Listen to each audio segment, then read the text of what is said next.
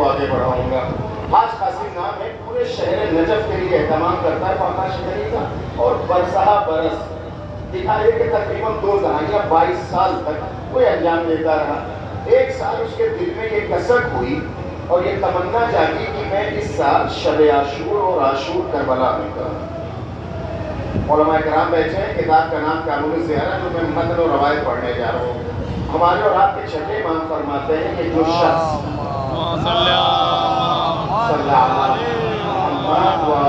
جو شخص شب عاشور یا عاشور یا دونوں کربلا میں گزارے تو اللہ روز محشر اس زائر حسین کو خون میں غلطہ میرے جد حسین کے ساتھ مشہور کرے گا۔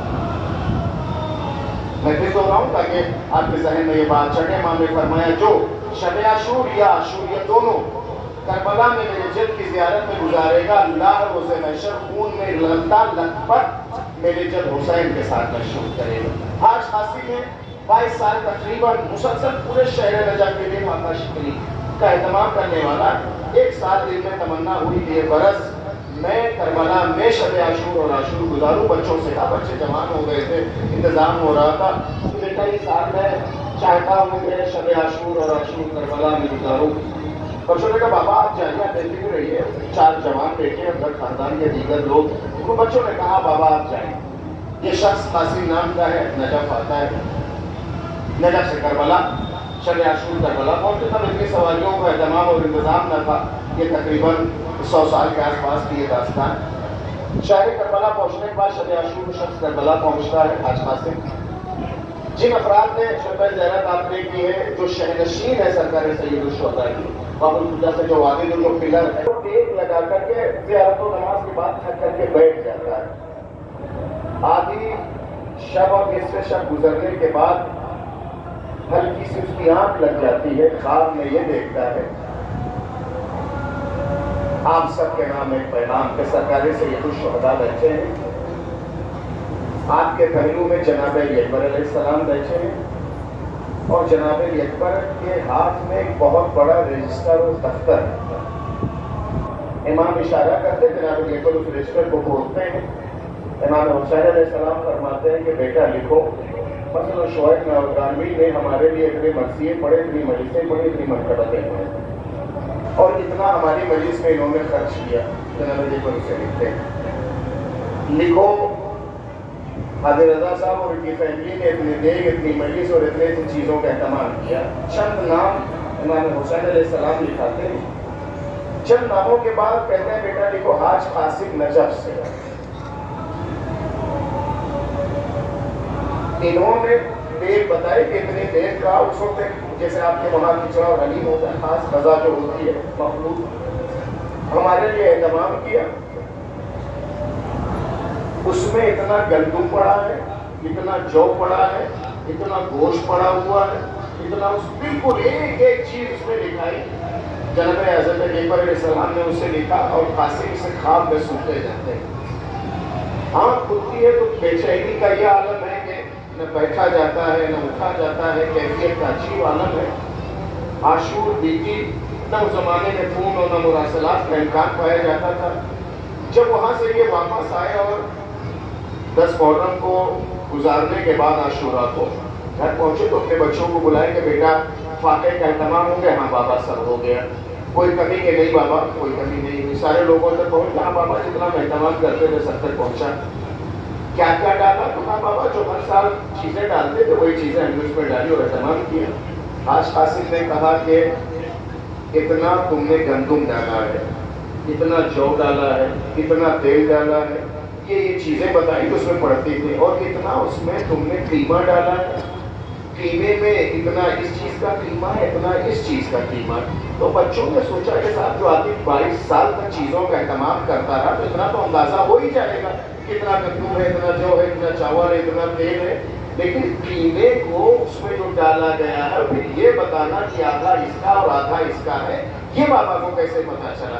باپ سے کسی کی بات ہوئی، کہا کسی سے نہیں، کہا اگر گوشت کو پھر بھی ماہرین پہچان لیتے کہ گوشت کس چیز کا ہے، وہ ریشے تو نہیں پہچان پائیں گے۔ سب نے ترقی اور اصرار کیا کہ آپ نے یہ پوچھا کیوں اور آپ کو پتا کیسے چلا کہ آپ ہم نے کیا چیز اور کتنی کیسے ڈالی ہے؟ تب حاج قاسم کی چیاں بدلی اور روتے ہوئے کہا کہ میرے نال جس کے لیے یہ ہم کرتے آئے ہیں اس نے سب کچھ بیٹھتا ہے۔ تو اس بچوں نے کہا بابا اتنے کا قیمہ جب ہم لوگوں نے بنایا تو ہمیں احساس ہوا کہ قیمہ کچھ کم ہو رہا ہے۔ پھر جب ہم نے قصاب کے وہاں بھیجا اس نے کہا ختم ہو کر مجبوراً ہم کو دوسری چیز کا یعنی چھوٹے کا اس کا قیمہ ہم کو اس میں ملانا پڑا۔ شعیب بھائی، نور اللہ صاحب، رضا بھائی، اور آپ میں تو نام نہیں جانتا سارے لوگوں کا، ایک ایک نام لوں تو مجلس ختم ہو جائے گی۔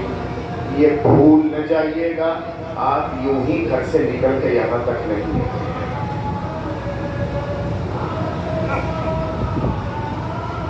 یقین جانیے کائنات کا علم رکھنے والا حسین جانتا ہے کہ میری مجلس میں کون آیا ہے، کب آیا ہے، کس نے نظر دلائی ہے، کتنی دلائی ہے، کیا خرچ کیا ہے۔ لیکن میری التجا ایک یہ ہے، جن کو اللہ نے دولت سے نوازا ہے پروردگار ان کی دولتوں میں اضافہ کرے، جتنا ہو سکے مجلس حسین کے لیے تبرک کو تقسیم کریں، جتنا ہو سکے اہتمام کریں مجلس حسین کے لیے۔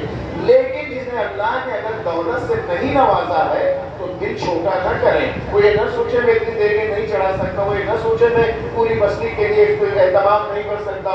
کچھ نہیں کر سکتے ہیں اگر ایک گلاس پانی رکھ کر کے بھی شہید کربلا کی نظر آپ دلائیں گے تو کوثر کا مالک ہے، وہ فاطمہ کا بیٹا ہے، وہ علی مرتضیٰ کا لال ہے۔ ممکن نہیں ہے کہ اس کی بارگاہ میں کوئی چیز آپ پیش کریں وہ قبول نہ کریں۔ لہذا جتنا ہو سکے مجلسوں کا اہتمام کریں۔ یہ آپ کا بیٹھنا، یہ گھر سے نکل کے یہاں آنا، کوئی ہے جو آپ کا استقبال کھاتا ہے، کوئی ہے جو آپ کو خوش آمدید کہتا ہے۔ کبھی آپ نے سوچا شعبہ کربلا کا سفر کیا بھرے پڑے ہیں واقعات؟ روایتوں میں ملتا ہے کہ جو کربلا کوئی جاتا ہے تو منصور نامی فرشتہ ہوتا ہے جو 4000 فرشتوں کو لے کر کے کربلا کی سرحد پہ جا کے آپ کو استقبال کہتا ہے، کرتا خوش آمدید کہتا ہے۔ جہاں آپ کا مسافر خانہ ہوٹل ہوتا ہے وہاں تک وہ 4000 فرشتوں کے ساتھ جاتا ہے۔